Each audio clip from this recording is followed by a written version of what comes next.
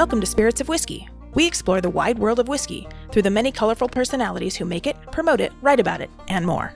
With each podcast, Carrie Moynihan, a certified bourbon steward and bartender, and yours truly, Philip Dobar, director of the Cocktail Collection, interview whiskey's most important names. From high-profile makers, blenders, and ambassadors, to out-of-the-way innovators and remote pioneers. Join us as we discover the people and elements that give the water of life its spirit. It is Whiskey Wednesday, October 21st, 2020, and you're listening to episode 20. Today, we speak with Joe Beatrice of Barrell Craft Spirits. But first, stay tuned for this week's Whiskey Chronicles. Have you heard about Anchor? It's the easiest way to make a podcast. Let me explain. It's free. There's creation tools that allow you to record and edit your podcast right from your phone or your computer. Anchor will distribute your podcast for you, so it can be heard on Spotify, Apple Podcast, and many more. You can make money from your podcast with no minimum listenership. It's everything you need to make a podcast in one place. Download the free Anchor app or go to anchor.fm to get started. There's long been controversy over the sourcing of whiskey, so much so that some drinkers look askance at the practice. In some cases, whiskey companies that sell source whiskey without divulging the source often gain a well-deserved bad reputation for doing so. Tossing someone else's amber liquid into their own bottle and selling it as their own without so much as a word about its origin is, on its face, deceitful. Many whiskey brands that sell source whiskey, however, are quite upfront about it and even do their own aging and finishing before bottling it for sale. Additionally, because of federal government rules and regulations, it's nearly impossible to be able to sell 100% of your own product for the first few years of operations. Since bourbon, for example, in order to be sold as straight bourbon, must be aged in charred oak containers for at least 2 years, sourcing whiskey while waiting for one's own juice to mature is sometimes unavoidable. Looking at the history of whiskey in America, we learned that it wasn't until the mid-19th century that whiskey achieved industry status. Back then, the coffee still, Coffey, named after its inventor, Irishman Aeneas Coffey, made it easier to produce spirits in large volumes, that the railroads then could quickly transport in barrels to distant markets, thus rendering as sourced virtually all whiskey. Since distilleries were located near grain and water sources, all they needed to do was distill and age their product. Then they could sell their barrels off to distributors who created and marketed brands to a rapidly expanding nation's increasingly affluent consumers. Advances in technology rendered bottle making more efficient and inexpensive after 1905, and this fostered the trend towards vertical integration. After the repeal of Prohibition, the trend continued. The sourcing of whiskey, however, never ceased. As touched on earlier, there are two ways of securing sourced whiskey. The first is to buy ready-to-drink, already aged, finished whiskey. The other is to purchase new distillate and then pay someone to age it for you and/or age it and finish it yourself. Whiskey sales sagged in the 1970s. The downturn produced excess distilling capacity, and sourced whiskey sales suffered. Through the 70s, 80s, and 90s, Seagram was a vast and widely known wine and spirits company.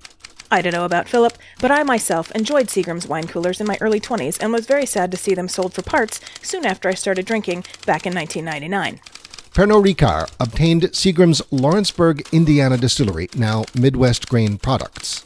But because sales of Seagram's blends were falling, Pernod Ricard found itself with more whiskey in its aging warehouse than it could use. And so, round about 2005, the French spirits conglomerate quietly started selling it off in bulk. It was then that some whiskey makers went to great and illegal lengths to hide the fact that their whiskey was 100% sourced. In 2011, Midwest Grain Products, better known as MGP, bought the old Seagram's distillery, just in time as it happens, for the dawn of the whiskey boom. As more and more whiskey-minded entrepreneurs opened distilleries, MGP's contract distilling boomed, and their margins, accordingly, greatly improved. Although many think that MGP is the only outfit that sold contract-sourced whiskey, that was not the case. Several major distilleries, particularly when forecasts predicted a surplus in a particular age range, have long sold their output to other brands as more or less standing practice.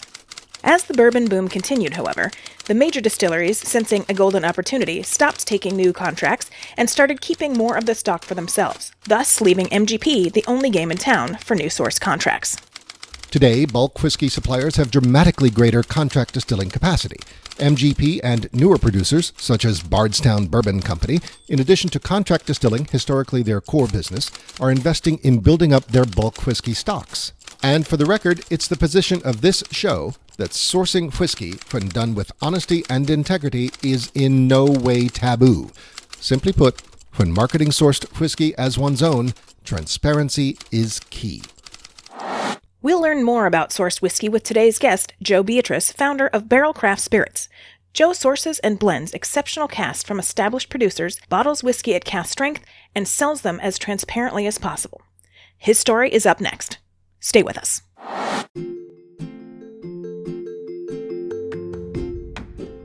The Center for Culinary Culture, home to the Cocktail Collection and LA Food and Drink Museum, has a YouTube channel that offers a diverse and growing slate of food and drink series, featuring a mix of how-to, lively talk, and culinary entertainment. Already streaming are Culinary Quickies, Le Cocktail du Jour, V is for Vino, and this podcast, Spirits of Whiskey.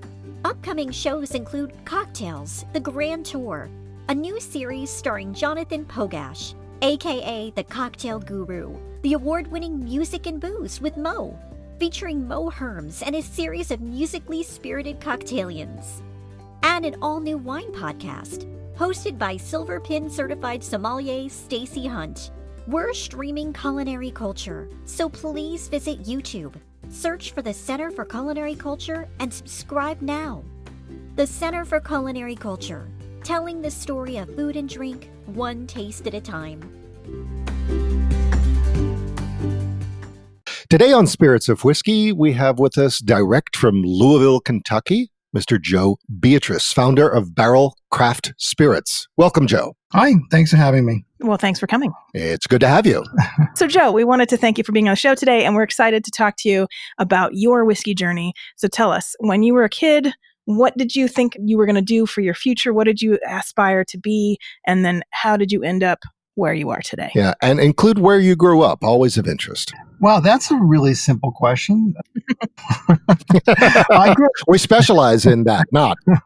I grew up in Boston, Massachusetts. Okay. And then after college, I moved to New York and spent most of my adult life there.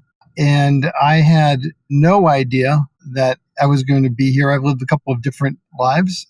In college, I was a geology major. Then I went into marketing, and in New York, and this is probably a good place to start because maybe going to high school in Cambridge, Massachusetts is probably not something too many people want to hear about, but could be, who knows? It was certainly an interesting time and place to be. It depends on whether or not you burned witches, Yeah, I'm not quite that old, but Say that's pretty old. So I guess New York and my world in advertising was probably a good starting point. I came to Louisville, Kentucky in the late 80s. We had a client down here with Glenmore Distilleries, and I fell in love with Kentucky one of the first time I ever came here. It was one of those summer evenings that was just a million shades of green, and it was just beautiful, and enjoyed it and spent a fair amount of time here. The ad agency that I had started was really morphed into an internet company, Blue Dingo. And so I got into the internet fairly early in New York in the Silicon Alley movement, and where we created and shaped sort of the digital world, everything from web application, websites, online advertising marketing, building integration of technology and social media platforms. We did several hundred engagements, and along the way, I always had a spirits vertical. So we worked with Hubeline, UDV, Diageo for different products, worked with Cuervo for a long time, and so it's always been part of my professional bag of tricks. And along the way, I made beer my whole life for myself. I didn't do anything commercially. You were a home brewer. Home brewer, yeah. What kind of beers were your favorite to make? I made IPAs. Okay. I made stout. I liked porters especially. I spent a lot of time making porters and then variants of those. What got me into it was we did a little bit of work for Boston Beer. I met Jim Cook early on, and really fascinating to meet him and go to their brewery. And I was really intrigued by it, the process. So it was really fun. And he was like, here's how you make it. Here's some hops. You'll never be able to replicate this product, but go to town. And it was really an interesting moment. He didn't give me any yeast, so it would be impossible to create that particular product. So I spent years and years and years making beer for myself, and crazy and meticulous and exacting. And what was really interesting was it's very difficult to make this. Well, I think it's impossible to make the same thing because there's so many little things that can impact the outcome. it's almost possible to make the same thing over and over again. Right. But I tried. It was sort of an interesting insight that was foreshadowing what we do now. There's a big difference between doing something in an artisanal way or in a craft way versus doing something in a larger scale craft way where the objective is to make the same thing over and over again. Right. So on and on and on in time, time passes. I had a great career doing that. And the truth is, there was a moment where I just couldn't write any more PowerPoint presentations. You were decked out. I was decked out.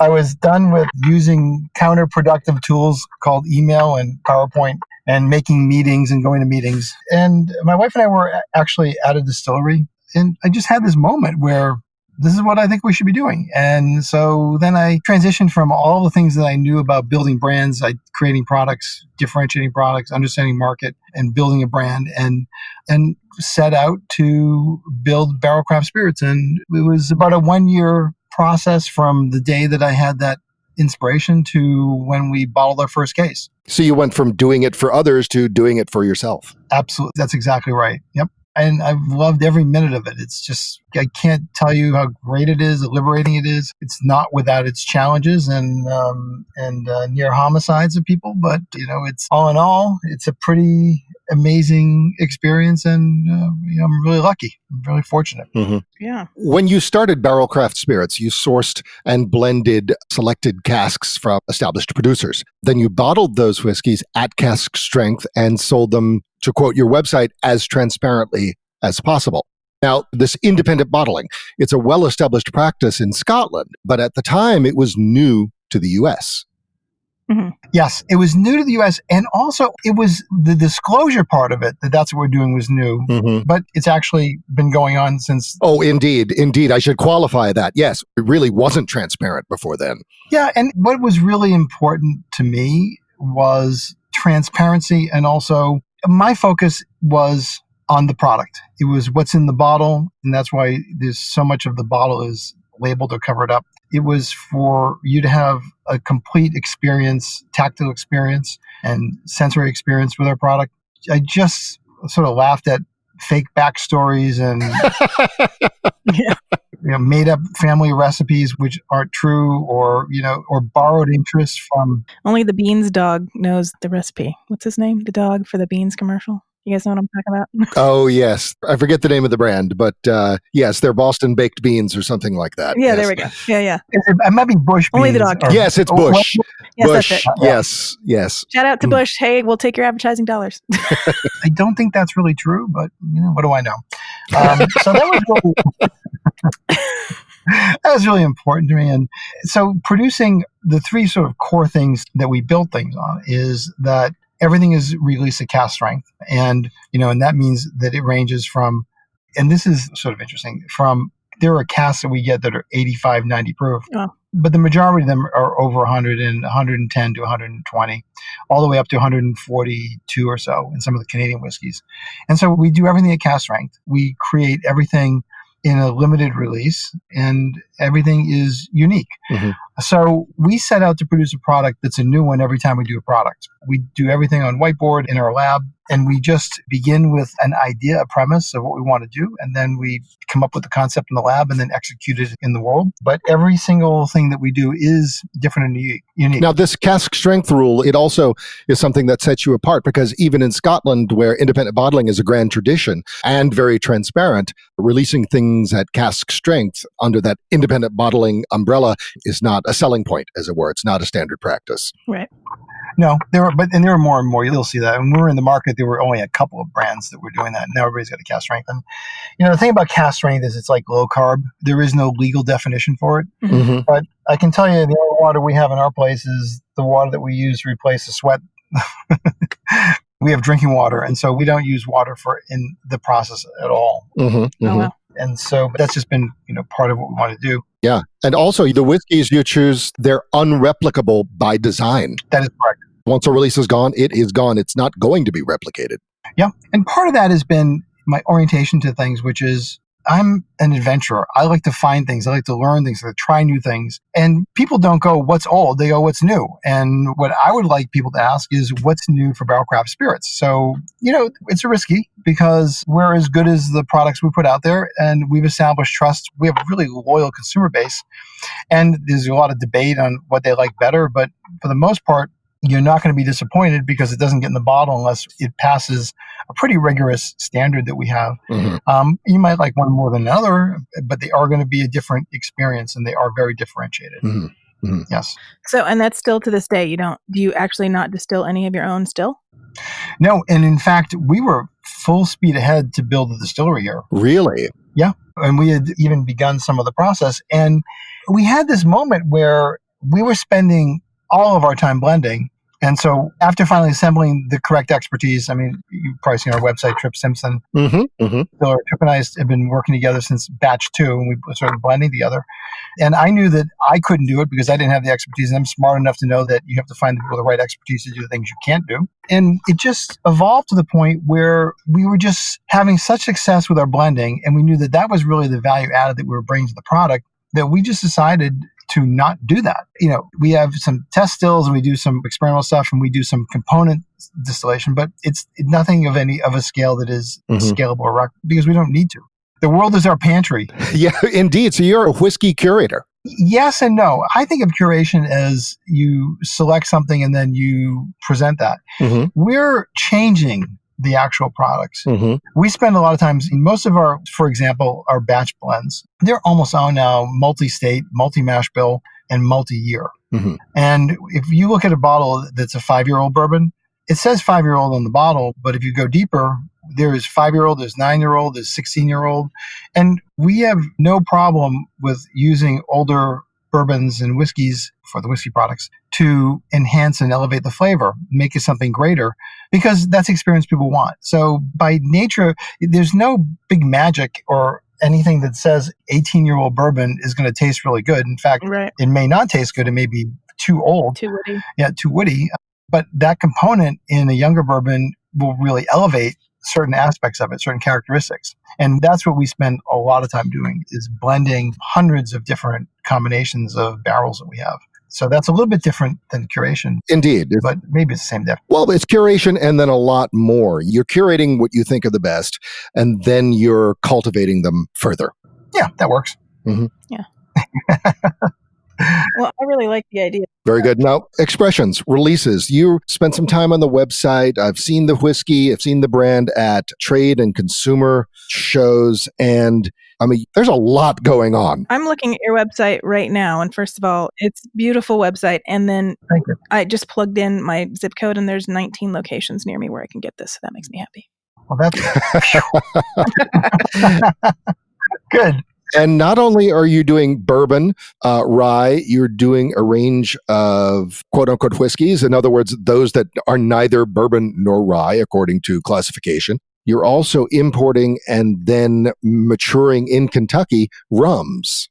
Yep, that's a smaller part of what we do, but that is all correct. And the other product we have is sort of ongoing products, which are the Dovetail and the Infinite Barrel project. And those round it out. Can you talk to us about those? Sure. Yeah. Yes, let's talk about the Dovetail. I mean, Infinite Barrel is so intriguing. Just the name alone is like, tell me more. That too. And then the Dovetail, I like that it's finished in rum, port and done vineyard Cabernet barrels. That sounds yummy. Yeah, we've won a number of awards with that recently. It was the Chairman's Trophy at Ultimate Spirits and New York Tasting Challenge. People love that product. Actually, let me tell you about Infinite, and then maybe I'll just jump up to the product line and help sort of with a roadmap here. Okay. The Infinite Barrel project is something we started more than 2 years ago at this point, and it was almost an homage to the Infinity bottle idea. But rather than having it just be this random collection of odds and ends, we set out to do something a little bit more deliberate, which was, we started with, I don't even remember, maybe 100 barrels of whiskeys and bourbons from around the world and the United States, and came up with a blend that we really liked. It includes some Polish rye. There was some Scotch, there was some Irish whiskey, there's multiple kinds of bourbons in there. And then once that was mingled and married and was ready, we extracted a portion of it to bottle. And then we immediately replaced the amount that we took out the bottle with more whiskey. So we started with about 100 barrels, and we've done 12 or 13 releases of this or different bottlings of it. So if you were to line up the product all together, you would be able to taste the lineage, but each one is unique and different. And it's been a really fun project because we get to drive it a little bit. Right now we're in the most recent one is a little bit more Scotch forward than it was a year ago. And we'll probably in the next couple months even sort of tweak that a little bit and bring it into a slightly different direction. So the only way you can tell what's in it is you check the date and go to our website, and it lists the barrels that we have added at that point. And that's a really fun project. It's ongoing. People seem to like it, so we're going to keep going. Mm-hmm. In a manner of speaking, it's always changing almost in real time. It is. It is. That's fascinating. It's very evolving and evolutionary. Yeah. Wait a minute. It says Infinite Barrel Project Halloween. Does that mean you have a special coming out for Halloween? No, it was actually bottled on, that was the one, wow, that was 2018. Wow. I'm just looking at that as well. No, we bottled it on Halloween. Okay. And if you look really closely at that, and you look at the 0 in 2018, you'll see there's a little skull in there. Ah, scary. Oh, how funny. That's cute. We try to put Easter eggs and things periodically where people can find them. Got it. The hidden Mickey, so to speak. Yeah, that's it. You have them all over the place. So you want to talk about Dovetail, private release whiskeys, bourbons, ryes, whiskeys? What do you want to hear about? Yes, let's talk about Dovetail real quick. Okay. Actually, wait, let's back up a little bit because I was also reading in your bio that you pounded the pavement when you were first starting this. And that sounds very similar to Allison Park, who we had from Bren Whiskey, who when she first started her whiskey company, she literally took her stuff door to door. So I wanted to see how similar the process was with you. It's funny you mention it. Allison is, she's terrific. And Allison is one of the first people I met in the business, and because she started about a year before I did. Okay. I met her at an event, I think somewhere, one of the whiskey festivals, and we started talking, and she was really generous for the time. And, you know, when you're starting out in this, it looks so simple on the surface, and, you know, but it's not. But it's not. But it is. You know, the bar at entry is low, and all you got to do is put in the bottle and get a distributor, and the rest, then just sit back while the checks come in. I mean, oh sure, right, oh yeah, right. That's how it works. Not quite like that. So it is true. And Allison, you know, we found out our paths crossed a lot in the first couple of years, but that's exactly right. When I will never forget, it was the first week in January in 2013, I guess it was. And we had just finished a bottling. I got back from Kentucky. We bottled it in December. It was in the warehouse, and I took samples with me, and I got in the car, and it was in the middle of a snowstorm. And I went to the first 5 accounts I could think of that were the hardest ones in the world because for me, there were 2 things. I wanted it validated by other people. We never make claims about our product. We never tell you that it's great or that it's good. Mm-hmm. We rely on other people's endorsement because that's the way the world works. I mean, if I tell you it's the greatest tasting, it's like based on what? Right. But if somebody you know says that, you're more likely to want to try it. So we early on used influencers and social media and bloggers at the time and did lots of tasting events. So we put the product in people's mouth. And so I went to the first 5 and I wanted to go to the hardest ones. And the first place I went to was Park Ave Liquors in New York, in Manhattan. And I remember I got a meeting with Jonathan Goldstein, who they're true whiskey experts and, you know, really way out in front of the retail world at that time. And he tasted it and he goes, "This is really incredible. I'll take 5 cases." And I thought, wow, this can't be that hard. And then it went on. So that's how it started. That's actually where I met Will Schragus, who is our national director. Mm-hmm. Will was running the spirits program at Zacky's. It's a well-known retail store in Scarsdale, New York. And he was just started their spirits program. And he got the concept. He loved it. He bought it. And we stayed in touch. And first few months, we just talked. And then I eventually made him a job offer and said, "It's an open offer. When you're ready to join the company, you just call me and it's here." And about a year later, he said, "I'm ready." He came in and he's been killing it ever since. And he's an integral part of our team. Nice. I looked it up this morning. Will Schragus introduced me to Barrell Craft back in 2016 here in Los Angeles at Whiskey Live. I remember that Whiskey Live. I wasn't there. Ah, okay. But I remember it was supposed to be there. Ah, okay. Yeah, I remember. Right. I remember Will covered that. Will covered that one. So there we go. That's terrific. There we go. Yeah. Oh, cool. It's a small world. Yeah. And so this is a bourbon this one was an incredibly straightforward bourbon to blend for us for some reason. And let me just talk a second about our process before we get into it. We identify something that we want to do. And in this case, we wanted to focus on the 10-year-old barrels because we liked the way that they had matured. I liked the way that they were going. And we wanted to just really highlight everything about that barrel, which is incredibly lush and complex. And so we break the barrels down by type. We take components, samples from different barrels, and then begin doing different blends of those barrels within the type. And then after we've gotten to a place where we like the barrel blend by barrel type within the barrel type, then we start layering in the other barrels. And this could be anywhere from 50 to 100 different combinations. Wow. And we're meticulous about tracking it. And then we get to the point that we say, this is it. This has all those characteristics. So Tripp and I do the blending, and Nick Christensen, who joined our team about a year ago and is running our single barrel program and has been instrumental and a big part of the blending team. And when Will's in Kentucky, Will's participates as well. And we all get together. And one of the things that sort of is interesting is Tripp and I have been doing this for a very long time, and we each know what the other one really likes. And we also both have these particular sensitivities to different faults. So there are some things that just scream at Tripp and some things that scream at me. And so what's really worked is either one of those conditions are met, it's not there, or it's eliminated in some way. So that's part of our process. And then once we establish it in the lab, we grab those barrels and we go into we have these big 6,000 gallon sort of proprietary Vendome blending tanks that we use that have very different attributes built into them for us to do different techniques in blending. And we inch our way up to blending to that blend. And what's true with everything is there's always curveballs. And so we know from experience to take our time and step our way up to it. So we take our time and blend, and we do 20% of the total barrels and 30, 40, 50, 60. And we keep tasting along the way. And then when we get somewhere close to the target size that we want, when it's there, we stop. And so if we wanted 3,000 cases and we're at 2,500 and it's perfect at 2,500, we don't do any more. So that's sort of the process that goes on behind the scenes.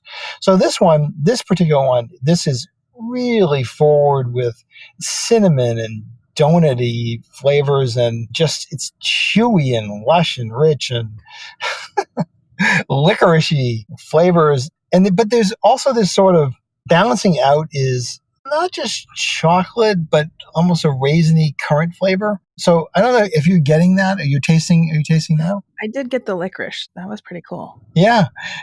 That's a really interesting attribute of this one. Mm-hmm. We also tend to like creamy bourbons, so we use cereal milk a bit. We talk about that flavor a little bit. I love cereal milk, even though I eat so little cereal, but boy, I love cereal milk. And we're talking about Cheerios, not more Cheerios and less Count Chocula.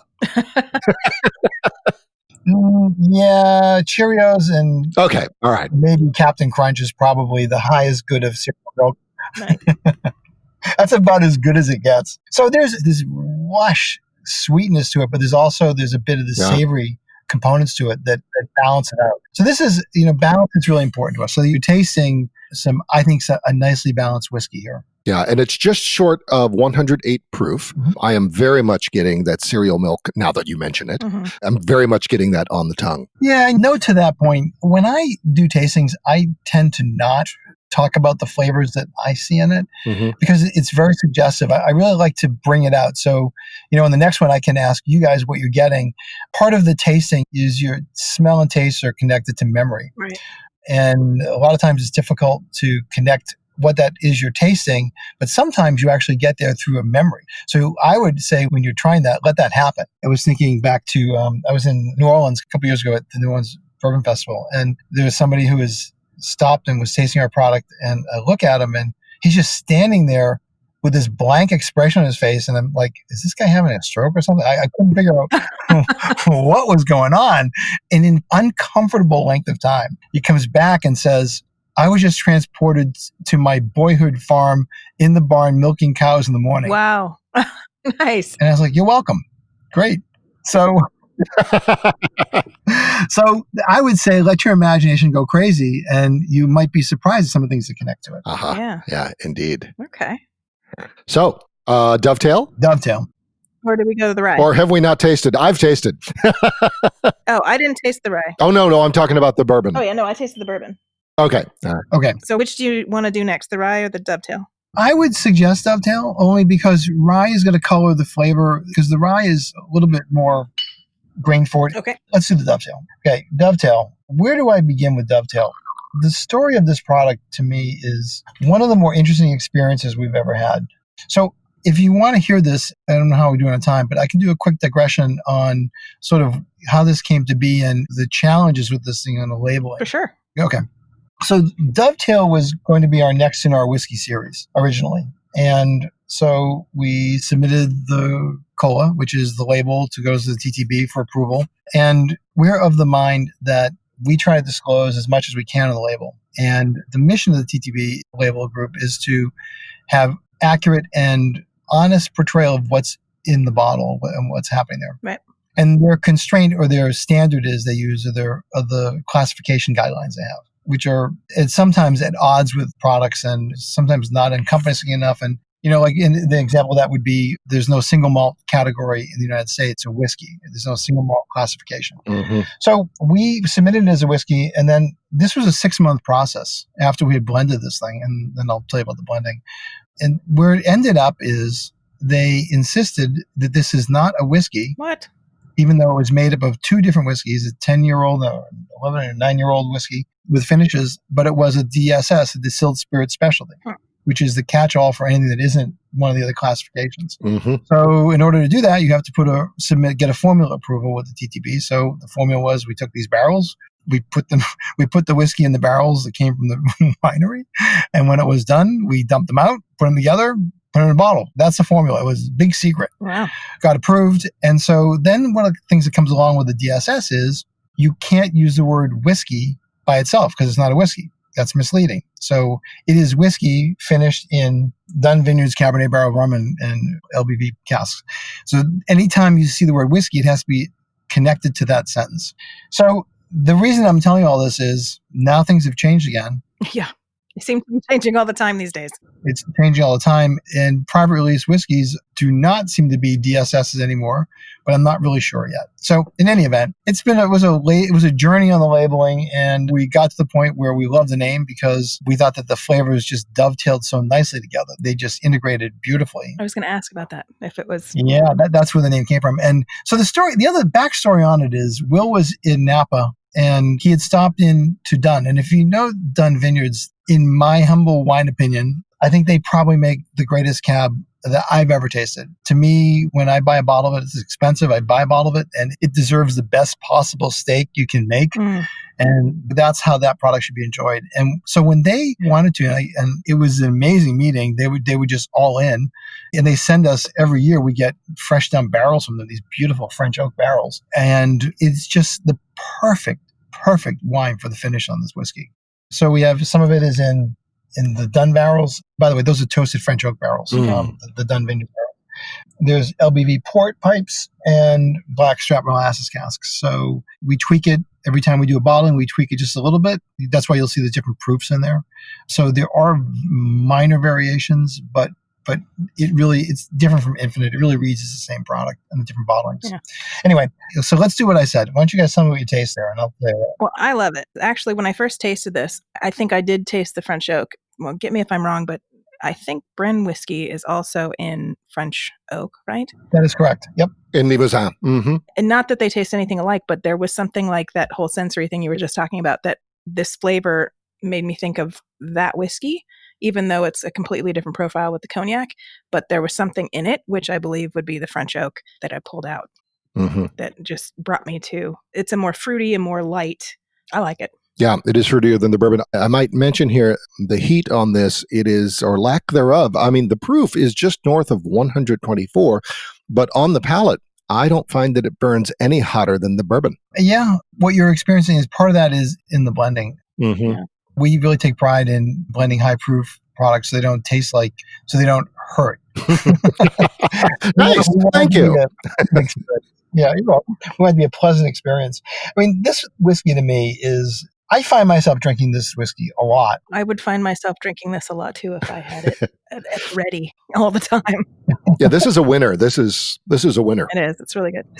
Thank you. In fact, we talked to Chef Louise later in the show, and this is the expression she chose to make a dish with. Oh, So you guys should stay tuned to hear what that's about, because it's pretty interesting. I can't wait to try it myself. terrific. That sounds really great. Yeah, so there's a lot happening with this. I mean, everything from the chocolate, molasses, marshmallow, that's there. There's definitely the pepper notes. Mm-hmm. But at the same time, the hazelnut honey thing is going on there. Yep. Mhm. And just as a side note, when we do tasting notes, we do these really elaborate grids of things where we really force, and that's from our sales team, the people who work here, we really drill down into separating the tasting experience from beginning, middle, end to finish, to what attributes are you getting, what notes, and then really push people on, if it's an apple, is there a kind of apple that you can differentiate? If it's Right. So many different types of apples. You can have a sour one, or you can have a sweet one, or you can have it's exactly right. Like with a lot of Canadian rye, the green apple note is really apparent on it. And so that's not a red delicious apple note. It's really green apple. correct. Anyway, this is it's a keeper. Oh, yeah. So, And how does this do in sales comparatively? Is it like one of the top sells? the way our product line works is the bourbons occupy more than half of our total sales, Mhm. probably 75%. Well, And then the whiskeys, rums are a relatively small amount. Our rums are just appeal to a very narrow segment of people who are really experience high Fs or crazy rums that are just almost too much to drink because they're so amazing. Anyway, and Dovetail fits within the whiskey one, and it's actually a growing part of our portfolio. It's within that 25% of the whiskeys. yeah, it's really We're going to continue with it. It's gotten a lot of recognition this year. So, we're a very nimble company. So if this is what people like, we'll continue. Mhm. great. Mhm. This is why the private release whiskeys, we do 48 different finishes at a time, 40 different barrel finishes. That's a lot of barrels. And then we're able to do that. It's complex and it's time consuming, but people love them. So we're going to continue Mhm. to do those. Yeah, that's beautiful. On its face, that is a beautiful project. The whiskey one, the private release. Yeah. Yeah, that is a beautiful project. Yeah, thank you. So we do that. We started actually with the rums, and we started playing around with, we tend to like Guyana, Jamaica, Mm-hmm. Barbados, and a little bit of Martinique thrown in. Mm-hmm. And so we tend to do different combinations of those. So the private release rum side, we started doing different blend percentages of the different rum for the different islands, and then started doing a matrix of finishes that worked with those. Mm-hmm. So it's an extremely complex grid. People have really enjoyed those, and so that's been a lot of fun. Same with the rums for a second. We had a release of rum called Tale of Two Islands. I saw that. The story behind that is after we did our first rum release, we decided to save a portion of it and put it back into new fresh dumped bourbon barrels. And because we liked it so much, we were trying to figure out what to do with it. And we started playing around with what would be an amazing finish for this. And we did 20 to 30 different trials. And hands down, the one that I wouldn't have picked, but I couldn't believe how good it was Isla Cask. And so the Tale of Two Islands is Jamaica and Scotland. Oh, that's a good combination. Yeah, that was a great project. And I just came across a bottle of that the other day. So there's a touch of peat. Yep. Okay. It's just really nice. Anyway, Mhm. So we got that going. To the rye. So it kind of sounds like you guys are so incredibly busy with all of this really fascinating blending and finishing that even if you wanted to do your own distilling, like when would you have time? Because this is so complex, everything you're doing. It is. I mean, that's exactly what factored into it. There were only so many hours in a day, and we're enjoying this so much that we just figured. And there's so much great whiskey available to us, Right, that we didn't really feel like we needed to build a factory, which is the truth of it. Mm-hmm. Mm-hmm. And so we're going to continue doing it the way we're doing it. awesome. We have another project that's coming out, which is our private release bourbon, which we just started. It'll be out in the fall, I think. And what we're doing there is we didn't finish the bourbon. It's not finished in anything. But what we're doing is we're playing around with different percentages of bourbons from different ages and being very specific and disclosing what is in it. So that's going to be a series that'll be out in the fall. And we have one more new product coming out called Armida, which is a very limited release experiment, which was a bourbon. What's Armida mean? The name, it was my mother's name. Oh, nice. Uh-huh. And it was the best idea that we come up with for this. She was a great cook. And this concept is a bourbon that's finished in a Pear Brandy, Pear Eau de Vie from Washington State, and Sicilian Amaro cask. And there are also some finished in rum cask. We're going to see how this goes. And this may be a product that we do more of, like Dovetail, if people like it. So that's something else we're working on right now that'll be out there. Wow. That's coming up. Okay. I need to taste that. I love brandy, period. Yeah. I'm particularly fond of pear brandy. So yeah. Yeah, this was brandy. We 160, I think 160 proof, 150 proof brandy. We sourced and we took it uncut right from their choice cut. We just bought all the production we could get. Nice. So, all right. We're really excited about that one. So rye. Let's go with the rye. Here we go. I'm going to pour it. So this is just south of 117 proof. Yes. So our orientation to the rye blends are, when you say American rye, in my opinion, the gold standard is MGP 95% rye. Mm-hmm. When you say rye, that's the product. They've been doing it for a million years. They know what they're doing, and they produce an incredible product. A million actually, or how many really? At least 100, I think. Yeah. But I could be wrong. I mean, it was Seagram's before. I mean, it's got a rich history, but it's been around for a while. Mm-hmm. I think Columbus may have stumbled on the distillery when he came to America, but I could be wrong about that. Anyway. No, it was the Fountain of Youth. He may have been the first to bring it back. Ponce de Leon found it. Yeah. Right. Yeah, Ponce de Leon found it. Yeah, the Fountain of Youth. That's what he was seeking. There's nothing wrong with doing that, but repackaging or taking that rye and using, in fact, we sell a number of single barrels that are 95% rye, single barrels. But in our rye batches, we're always trying to do something a little bit different. So our rye batches are blends of different straight rye that we try to accomplish something a little bit different. And with this particular bottling, it's a combination. There are 4-year-old Indiana rye barrels in there. There's Tennessee rye that somebody had asked this question, just so we can cross that off. It was not MGP rye that was aged in Tennessee. It was rye that was distilled and aged in Tennessee. Nice. We have some Polish rye in here, and a little bit of the 14-year-old Canadian rye barrels. So this is a blend of a very diverse cross-section of bourbons, and you'll be able to pull out But of bourbons or of ryes? of ryes, a very diverse cross-section of ryes, and so you'll be able to, I'm like, wow, those bourbons turned into rye. That's pretty amazing. Anyway, so is there something that jumps out at you in the... Yes. Yeah, I love the nose on this. Uh-huh. The nose to me doesn't taste anything like the actual dram, which is very cool.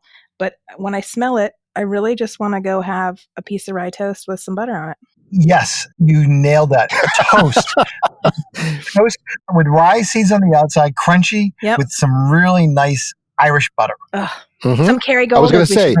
Kerrygold. Kerrygold. Yeah, you had me at butter. Yeah, Kerrygold. Yep. You had me at Kerrygold because it's spelled right. Mm-hmm.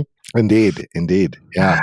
So, Philip, what were you going to say? Because I'm sure Yes, you have... so I was going to say, shall we talk cocktails? Oh, I thought you didn't have a tasting note for that? Oh, I love the rye. It lives very happily on my tongue and at the back of my throat. I don't know what else to say. This proof, this blend, you have hit the sweet spot. Yep. Agreed. Thank you. Yeah. For me, the first thing to me that jumps on this was the Indian pudding side of it. Ooh. To me, this brings me back to my childhood, eating at Durgan Park in Boston. It was like that pudding for dessert with ice cream, hot pudding with ice cream was just, to me, the greatest thing. And this really brought me back to that time. Nice. Mm-hmm. Nice. Mm-hmm. Yeah, when you put ice cream over hot pudding and it's like a lava, the pudding bubbles up through the ice cream. That is just it's a glorious sight. For me, a complex Amaro with vanilla ice cream is one of the best combinations that you can have, I think, for me. Okay, wait. We're going to pause. We'll talk about that with cocktails because we're not going to cut that because that's good. Yeah. And by the way, All right, Carrie, what I was going to say is I cheat every afternoon at about 4:30. Really? With what? Whatever dessert is on hand. So we end every interview with cocktail talk. What's your favorite category? What are your go-tos? If you like to see Barrell Craft cocktailed, how do you like to see it or taste it, experience it? Also, when you're out at a restaurant, a bar, and Barrell Craft is not on the menu, what do you order? All good questions. Thank you. Okay, let me see if I can remember those. So first, I'm a little conflicted because I love our whiskeys on their own. Mm-hmm. But on the other hand, they make incredible cocktails. I can imagine. Because from a commercial perspective, it's hard for bars to use our product unless they're charging a lot for the cocktails because of the price point. Mm-hmm. The other side of it is they tend to make really well-balanced and intense cocktails because of the flavors that stand up. To that point, these really will cut through modifiers.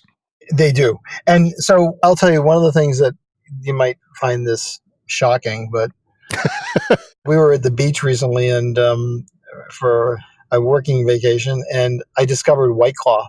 And I'll tell you, I'm a convert. Wow. It's such a great summer drink. So even though it's not a cocktail, I like it in company, but boy, it's a good product. But the summers I've been doing a lot of Barrell spritzes with Prosecco, and club soda and Aperol. I find that, and orange, I find that a very, very refreshing summer drink. Mm-hmm. I will try a Manhattan anywhere. Mm-hmm. Mm-hmm. As will I. I think that's one of the best ways to present a bourbon. Ah, okay. How do you like your Manhattan? Do you like it perfect? Do you like it regular? Do you like it sweet? I have a sweet tooth, so I like it sweet. Mm-hmm. I like it up, and I like it sweet. Mm-hmm. And you prefer bourbon to rye in your Manhattan? Yes, I do. Okay. All right. I'm a rye to my Manhattan, and I like it perfect because I like both the dry and the sweet vermouth. And I change it to a cherry bitters instead of orange.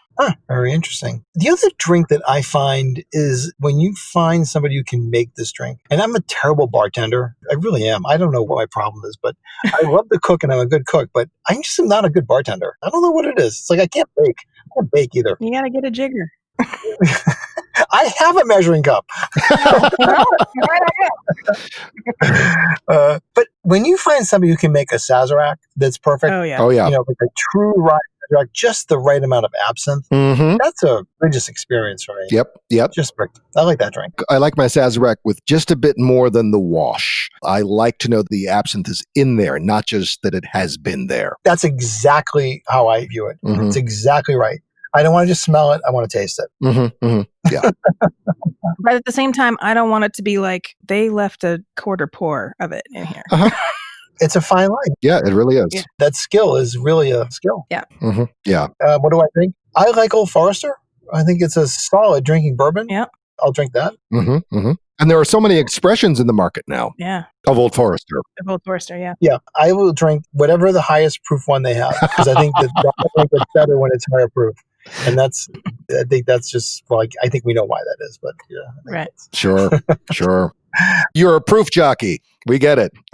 I am. I try everything. And, having just different things to try all the time is really what I live for. I love it. Mm-hmm. It's amazing. Yeah. Okay. Well, awesome. Well, Joe, we want to thank you so much. Yes. This has been wonderful. Thank you so much for your time. And thank you for your work. You are filling, I hesitate to call it a niche, but you're beautifully filling out a sector of the market that, at least when you started doing it, no one was doing it. And you're doing it beautifully. Thank you so much. I really appreciate that. We love what we do. And thank you for all your time here. I hope it didn't go on along too long here. But Oh, no. This was good. Anyway, Joe, thank you so much. These were delicious, and I'm very excited to taste more of your expressions. And I think the rest of you will be excited to hear what Chef Louise has coming up with the Dovetail. Can't wait. So thanks so much. Thank you. And we'll catch up with you again. Very good. Thank you so much. Till next time. All right. Bye-bye. Bye. World of Wheezy is up next. Stay with us.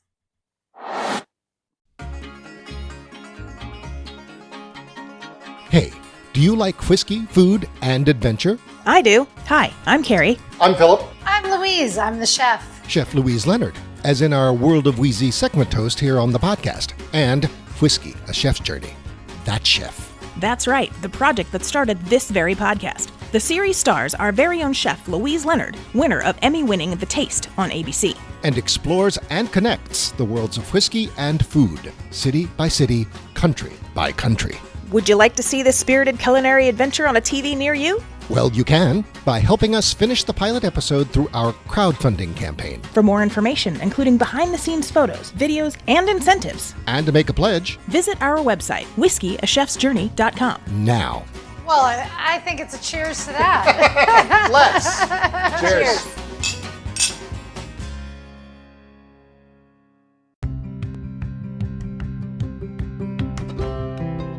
Louise. Thanks for joining us. We are here today to talk about Barrell Craft Spirits, and I think my favorite, because it's most intriguing, was the Dovetail expression. How about you? I loved it. And the minute I tasted it, I knew exactly what I was going to make, which is always a good sign. Yes, it is. I love that it's got like a rum barrel finish and... Yeah, finished in rum, port, and Cabernet barrels. I mean, that was so intriguing to me. And it immediately made me think that I needed to get Frenchy with it. I trained at the French Culinary Institute in New York City, and so a lot of the French classics have my heart. And when it comes to when I taste a spirit that I feel like is deserving of a dish that's going to be a lot of work, it really excites me. So for this one, I thought a great pairing would be to make duck l'orange. It's an old-fashioned dish, but a delicious one. So I really, really, really think the gaminess of the duck works exceptionally well with any type of fruit or honey, any little bit of sweetness with some red wine. You know, that's kind of taking all those elements of the barrels that this whiskey is finished in. And upon making it, I would probably do a little bit of a variation of the classic, which, you know, is kind of how I put my spin on things from time to time. And throw a little bit of the bourbon in with cooking the dish. And I think I would also, you know, it normally just has oranges and it has a little bit of sometimes some sweetness added to it depending on how sweet your oranges are. It has red wine vinegar. I would throw a little bit of rose water in there for a little je ne sais quoi, and probably some fresh honeycomb as well. So I think that would be a really sick pairing. You know, every time we talk, I just keep being in awe of all the different things you come up with, and I just get so hungry after I talk to you every time. I mean, it's basically all my mind thinks about. Morning, noon, and night. It is, I could be out for a run when I should be really like solving greater problems, and all I'm thinking about is like what I'm going to cook next. So. Oh, wow. Cool. All right. Well, thank you so much, and we can't wait to see what we have next week for you and what wonderful pairing ideas you'll have for that. Sounds great. I look forward to speaking to you.